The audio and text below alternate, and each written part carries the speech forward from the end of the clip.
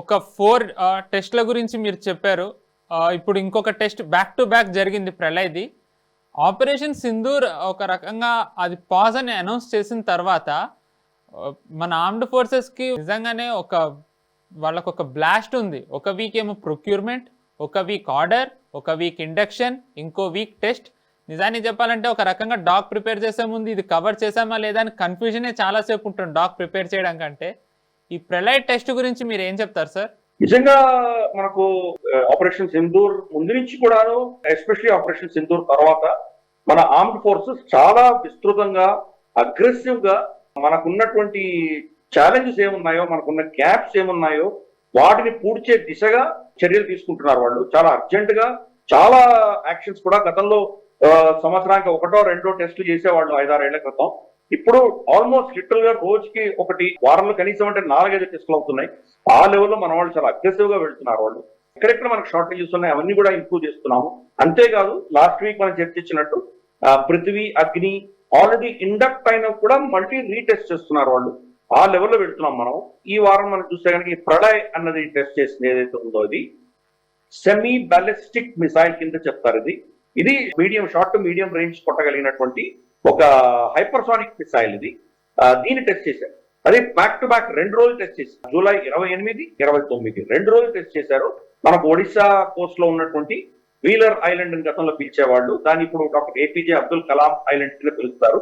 అక్కడి నుంచి మనం అన్ని టెస్ట్ చేస్తాం. ఎందుకంటే అక్కడ ఒకవేళ టెస్ట్ చేస్తే కనుక సముద్రంలో పడుతుంది, ఒకవేళ ఫెయిల్ అయినా కానీ సముద్రంలో పడుతుంది కాబట్టి అక్కడ టెస్ట్ చేస్తాం. ఈ టెస్ట్ లో మనకేంటంటే దాని రేంజ్ మినిమం 150 నుంచి 500 కిలోమీటర్ల దాకా కొట్టగలిగినటువంటి రేంజ్ దీనికి ఉన్నది. కాబట్టి ఈ 150, 500 రెండు అంటే మినిమం రేంజ్, మాక్సిమం రేంజ్ రెండు కూడాను 2 టెస్ట్ లో చేశారు మనకు తెలుస్తోంది. రమారమి 500 కిలోల నుంచి 700 కిలోల వరకు మ్యూనిషన్ తీసుకువెళ్ళగలిగిన కెపాసిటీ దీనికి ఉంది.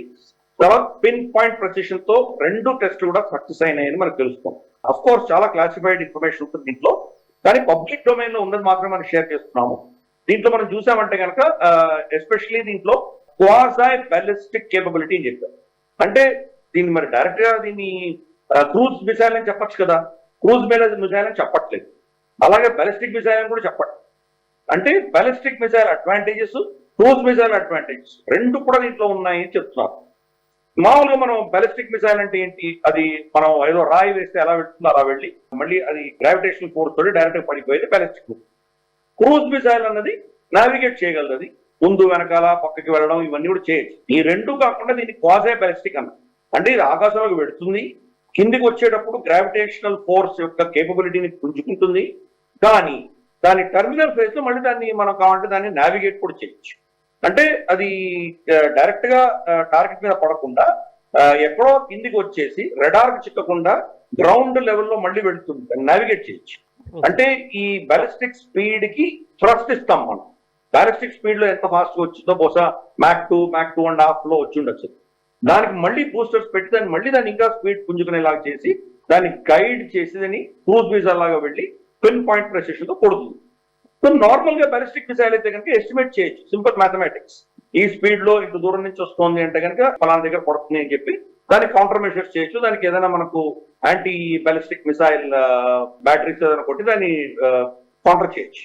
కానీ ఇది బ్యాలిస్టిక్ మిసైల్ స్పీడ్ లో వస్తూ లాస్ట్ మినిట్ చేంజ్ అయిపోతుంది.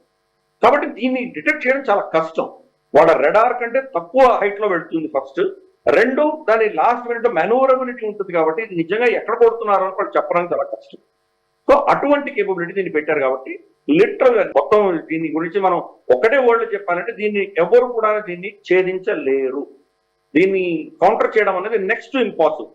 ఆల్మోస్ట్ ఏదో ఫ్లూక్ లో వాడు ఏదైనా ఒక 20-30 బ్యాటరీలు కొడితే దాంట్లో ఒకటి ఫ్లూక్ లో తగిలితే తగలచ్చేమో అంతే, కానీ లేకపోతే మాత్రం దీన్ని కౌంటర్ చేయడం అనేది లిటరలీ ఇంపాసిబుల్. అటువంటి అస్త్రాన్ని మనం తీస్తున్నాం, అందుకే దాని పేరు ప్రళయ్ అని పేరు పెట్టారు. దాన్ని కౌంటర్ చేయడం అనేది లిటరల్ గా ఇంపాసిబుల్. ఇది రెండు, పాకిస్తాన్ తర్వాత మనకు చైనా, ఈ 2 దేశాలకు వ్యతిరేకంగా మనం చేస్తున్నాం. ఆఫ్ కోర్స్ మన డిఆర్డిఓ తర్వాత మనకు టెర్మినల్ బ్యాలిస్టిక్ రీసెర్చ్ ల్యాబొరేటరీ అని ఒకటి ఉన్నది మనకు.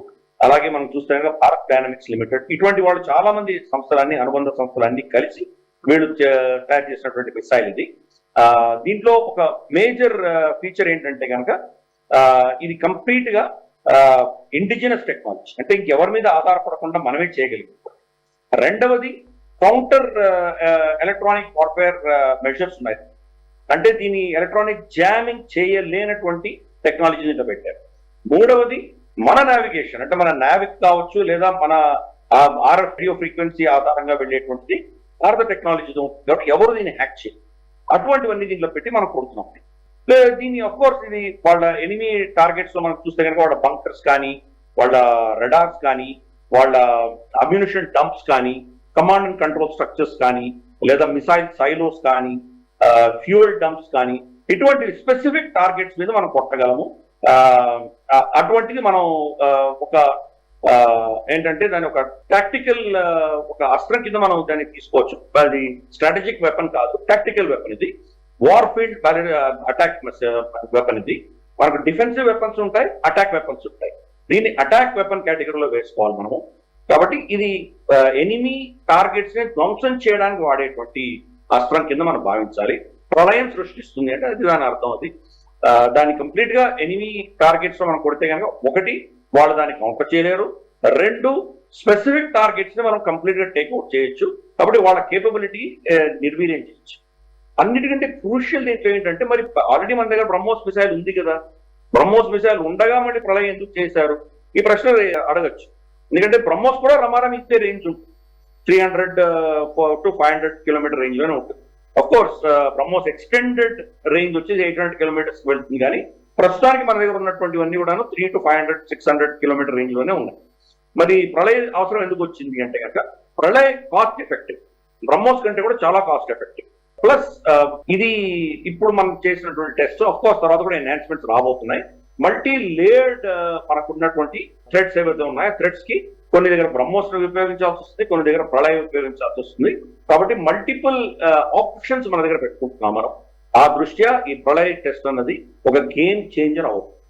ఈ వీడియో మీకు నచ్చినట్టయితే లైక్ చేయండి, 10 మందికి షేర్ చేయండి. అలాగే కామెంట్ల రూపంలో మీ అభిప్రాయాలను మాతో పంచుకోండి. Nationalist hub group of channels ను సబ్స్క్రైబ్ చేసుకుని తెలుగునాట జాతీయవాద జర్నలిజాన్ని ప్రోత్సహించండి. ఈ వీడియో కింద ఉన్న బెల్ ఐకాన్ పై క్లిక్ చేయడం మర్చిపోవద్దు.